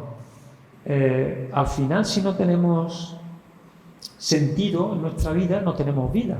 Entonces, cuando la enfermedad nos agrede, nos ataca, lo principal, el daño más grande que nos hace la enfermedad es quitarnos las ganas de vivir y poner el foco en curarme para poder seguir viviendo, porque es difícil que uno mantenga las ganas de vivir mientras está enfermo. El foco se pone en la enfermedad y mientras lo ponemos en la enfermedad, sobre todo en cuadros funcionales, estamos reavivando la enfermedad, sosteniendo y manteniendo la enfermedad. No digo que no haya que poner el cuidado, la atención. Consulto, me pongo en manos de, confío, pues como cuando confiamos en Dios, me pongo en sus manos y que sea lo que Dios quiera. Bueno, pues yo confío en profesional, consulto, y a partir de que yo ya confío y me pongo en sus manos, yo tengo que recuperar el sentido de mi vida a pesar de la enfermedad. Porque sabemos que hay enfermedades que se curan, cuando me cure, continúo con mi vida. Pero sabemos que hay enfermedades que no se curan. ¿Y qué hacemos entonces? ¿No continuamos con nuestra vida hasta cuándo? Pues esto es importante. Y en este tipo de patologías, explicarle a estos niños hay que hacerlo de una forma muy especial, para que el niño entienda que tiene que continuar con su vida a pesar de eso. Igual que lo hacen cuando tiene una lesión deportiva y sale ese gen competitivo, quitamos el miedo de la cara de los padres, quitamos la incertidumbre, la ansiedad, quitamos la preocupación, inevitable por otra parte, pero hasta cierto punto, porque con más preocupación el problema es mayor. Y eso es parte del inicio de conectar al niño con su tratamiento, que en ningún momento funcionó. Nada de esto, todo esto se le puso a este niño. Megadosis de vitamina C, para el órgano complejo, paracetamol, antiinflamatorios, opioides, antiepilépticos, antidepresivos, adecuados para niños, incluso no adecuados para niños, porque la desesperación del niño pasó a los padres y la desesperación de los padres pasó al médico y al personal sanitario. Y ahí donde ya estamos todos desesperados, pues donde ya la enfermedad se encuentra en su salsa. Con todos los recursos que tenemos, muchas veces estar, acompañar, entender, conocer, sostener, consolar, es lo más difícil, quedarse quieto y ver cómo podemos entender qué sucede para que una vez que lo entendamos nosotros, hacer que el paciente lo entienda. Cuando uno entiende todo esto que yo les he intentado contar esta tarde, uno se siente de otra manera. El dolor seguirá o no seguirá, pero uno lo entiende y ve las cosas de otra manera.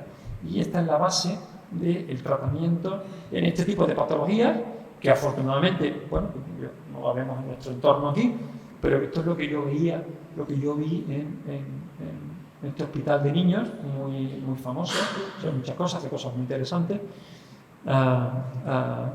pero con estas particularidades que tiene el dolor en el niño, donde hay más cuadro disfuncional que puramente sensorial, ¿no? Y que nos empeñamos en tratar como tratamos el de adultos y en tratar al niño como si fuera un adulto chiquitito y en hacer por nuestros hijos lo que nos gustaría que hicieran por nosotros cuando realmente no es así, sino que por él hay que hacer lo que requiere la situación, lo que requiere el niño, ¿no? Pero bueno, es inevitable, nos mueven las emociones y muchas veces pues ocurren las cosas que ocurren, ¿no?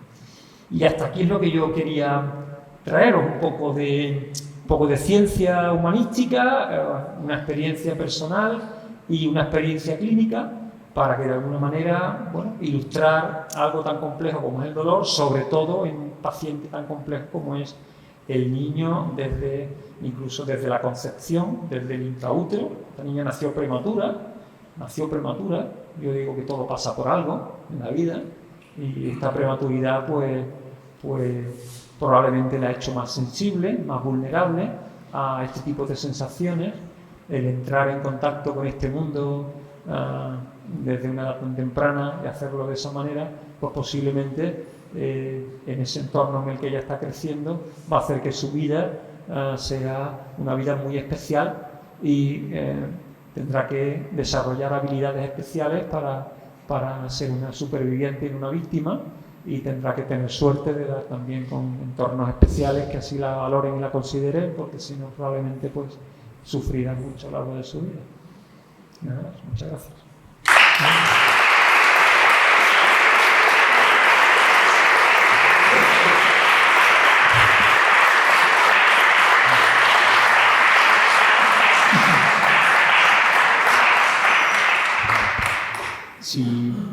Si tienen alguna pregunta, reflexión, consulta o algo, no sé cómo vamos de tiempo, a su disposición. ¿Eso es que se llama?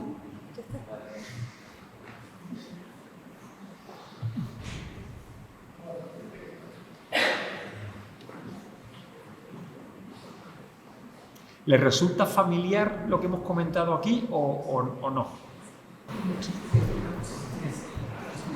Bueno, pues yo sí voy a hacer la pregunta. Si el niño se lleva bien mejor el dolor del niño y hay ese equipo multidisciplinar, vamos a decirlo así, más o menos, entonces ese dolor se va a llevar lo mejor. Buena pregunta. Cristo, mira, yo pregunté allí, digo, bueno, estos niños, porque bueno, había una tasa de éxito muy importante, que esto es algo que no he dicho, en esa unidad, su jefe estaba muy contento, decía, mira, aquí tenemos una tasa de recuperación altísima, damos muchas altas. Claro, o sea, realmente, bueno, cuando se solucionan todos estos problemas, el niño mejora. El niño físicamente, eran niños todos sanos como peras, y niños con una buena condición física, fallaba el entorno, fallaban algunos aspectos de madurez, cómo gestionar las emociones, faltaban recursos. Y bueno, ¿y el que no mejora? Cuando cumple 18 años pasa a la unidad de adultos, que es donde yo estaba trabajando. Y efectivamente, digo, oye, ¿algún día de consulta tenemos para estos que vienen? Sí, hay un día de transición. Las transiciones, cuando el niño va a pasar de la de niño al adulto, nos reuníamos. Yo iba con mi jefe de adulto, íbamos a la de niños, nos sentábamos, y esa última visita del niño y la de niños se hacía conjunta. Aquí nos sentábamos los 4, el niño entraba con los padres y se hacía esa visita conjunta, y ya la siguiente ya la hacía con el de adulto solo, ¿vale? Era como una visita de transición. Y claro, yo luego le preguntaba, bueno, ¿y aquí qué tal evolucionan? Y decían, pues mal. Decían mal, porque el que ha mejorado, el que tenía que mejorar, mejoraba y se iba de alta. Y el que no mejoraba es porque había cronificado. O no habíamos llegado a tiempo, o no habíamos sido buenos, o no habíamos podido resolver la situación. ¿Y qué nos quedaba en la de adultos? Pues, hombre, seguir aplicando los mismos recursos. La unidad de dolor de adultos, pues allí teníamos muchísimos recursos, había como 15 profesionales allí, donde aquí tenemos 2. Y todos hacían una labor muy integral, muy multidisciplinar. Con idea de lo que no habíamos podido conseguir durante la edad adolescente, poder conseguirlo en la edad adulta. Hacer ese adulto, funcional, adaptable a un estilo de vida concreto, ¿vale?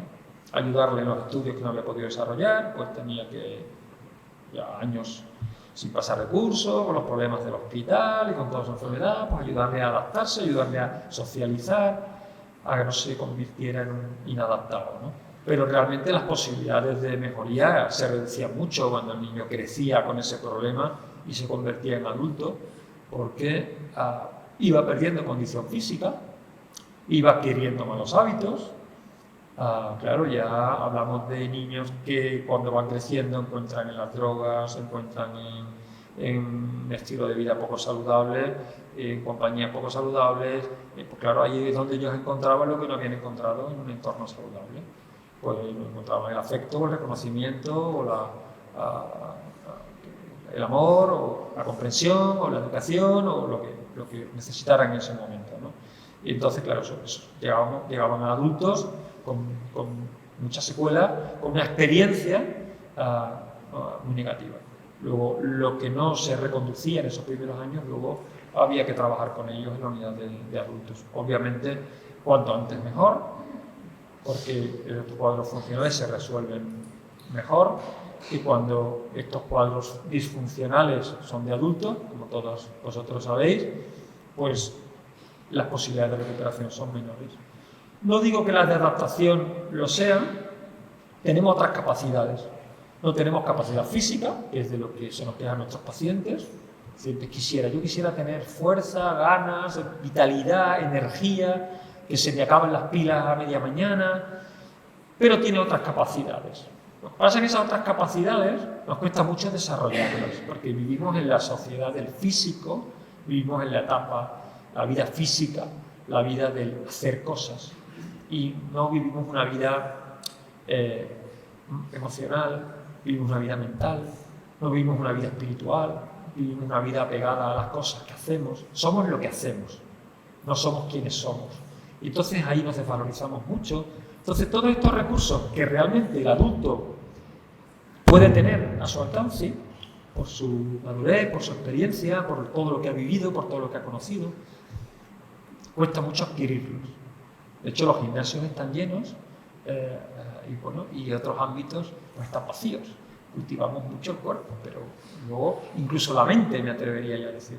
Pero para la superación de este tipo de enfermedades o de trastornos o de disfunciones, el aspecto emocional es muy importante, más que el mental. El mental está bien para los cálculos matemáticos, el mental está bien para gestionar una empresa, pero el emocional es muy importante. también para gestionar la empresa. Cada día se lleva más los jefes emocionales, menos cerebrales, pero lo emocional es lo que realmente le da calidad a nuestra vida. Lo que somos a nivel emocional, lo que da calidad y color a nuestra vida, a nuestro entorno, a nuestra familia, a nuestras parejas, a nuestros entornos saludables, ¿no? Y esto lo cultivamos poco. Entonces, cuando hay que tirar de fondo de armario, hay que tirar desde muy abajo, y cuesta mucho construir eso cuando no se ha trabajado antes, porque en la familia pues, no lo ha habido, porque ha crecido así, y hay que trabajárselo luego de adulto cuesta, pero por un proceso es el del sufrimiento, no sufrimiento, y es donde invitamos a que los pacientes en algún momento hagan esa reflexión, esa toma de conciencia, como punto de partida necesario para emprender un camino distinto al que llevaban, porque en el que llevaban la enfermedad se los come.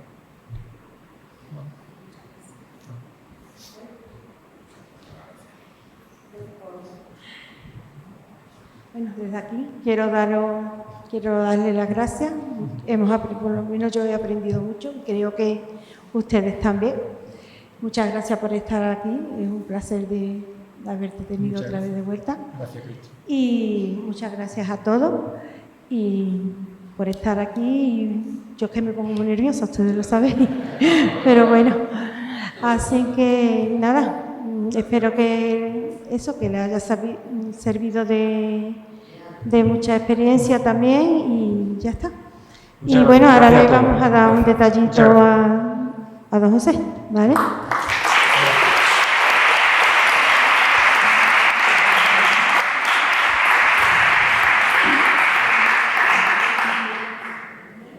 Muchas gracias.